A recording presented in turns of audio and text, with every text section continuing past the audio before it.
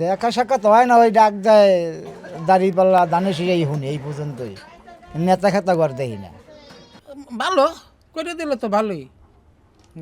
বড় লোকে বিল্ডিং এর মধ্যে থাকে, আমরাও থাকলাম। জয়ী হইলে উনি বলছে যে ফ্যামিলি কার্ড করে দেবে, স্বাস্থ্যের জন্য কার্ড করবে, আরও অনেক উন্নয়নের কথা বলছে। কিন্তু এইটা তো সবাই বলে, করে কয়জন? বাংলাদেশের সবচেয়ে অভিজাত এলাকা গুলশান ও বনানীর মধ্যে অবস্থিত দেশটির সবচেয়ে বড় বস্তি কড়াইল। সাম্প্রতিক বছরগুলোতে বস্তিটি একাধিকবার অগ্নিকাণ্ডের শিকার হয়েছে। সবশেষ গত বছরের নভেম্বরে আগুনে পুড়ে গেছে প্রায় ১৫০০ বসতবাড়ি। যাদের সামর্থ্য আছে তারা ঘুরে দাঁড়াতে শুরু করলেও এখনও সেই ধাক্কা সামলে উঠতে পারেননি অনেকেই। বাসার ছাদের টিনের বদলে অনেকেরই ভরসা পলিথিন। এর আগে সরকারের পক্ষ থেকে সহযোগিতা পেলেও এবার তেমন কিছু না পাওয়ায় হতাশার কথা জানিয়েছেন বস্তিবাসী। কতদিন ছাপড়ার ভিতরে থাকতে হয় আল্লাহই ভালো জানে, কারণ আমরা দিন মজুরি, আমার হাজব্যান্ড নৌকা চালাইয়া ভাত খায় আনে, যেদিন কাজ করে ওই দিনকার মানে সংসার চলে, না হলে তার সংসার চলে না। এখন যদি সরকারে কিছু দিত আমাদের, তাহলে তো আমাদের ভালো হইতো। এখন তো সরকারই নেই, দেবে কে? বাংলাদেশের আসন্ন জাতীয় সংসদ নির্বাচনে গুলশান, বনানী, ভাসানটেক ও কড়াইল নিয়ে গঠিত ঢাকা ১৭ আসন থেকে লড়াই করছেন ১২ জন প্রার্থী। এই আসনে বিএনপি চেয়ারপারসন তারেক রহমানের মূল প্রতিদ্বন্দ্বী হিসেবে দেখা হচ্ছে জামায়াতে ইসলামীর সম খালিদুজ্জামানকে। প্রায় ১০০ একর আয়তনের কড়াইল বস্তিতে ভোটার ৪৫,০০০-এর কাছাকাছি।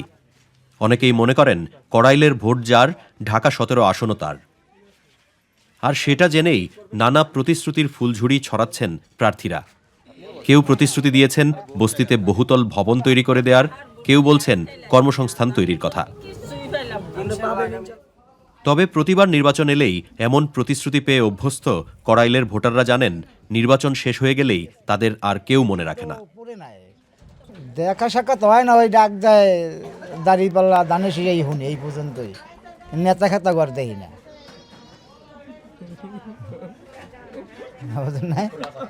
নেতাকে দেখতাম তাহলে অমুক নেতা আইছে এই জায়গা দেখছি, দেখিনি কার কথা কম কম। ভালো করে দিলে তো ভালোই। বড় লোকে বিল্ডিং এর মধ্যে থাকে, আমরাও থাকলাম। ভালো না তো কি খারাপ? করিয়ে যদি দেয়, আর যদি না করিয়ে দেয় তো আর উপায় নেই কিছু। এইভাবেই তো দিন আমাকে যাবে আর কি।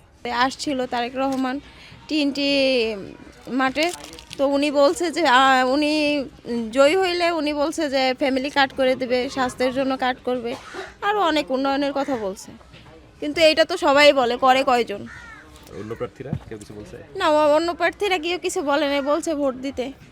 এখন আমার ভোটটা আমি দিব, দেখি কাকে দেওয়া যায়।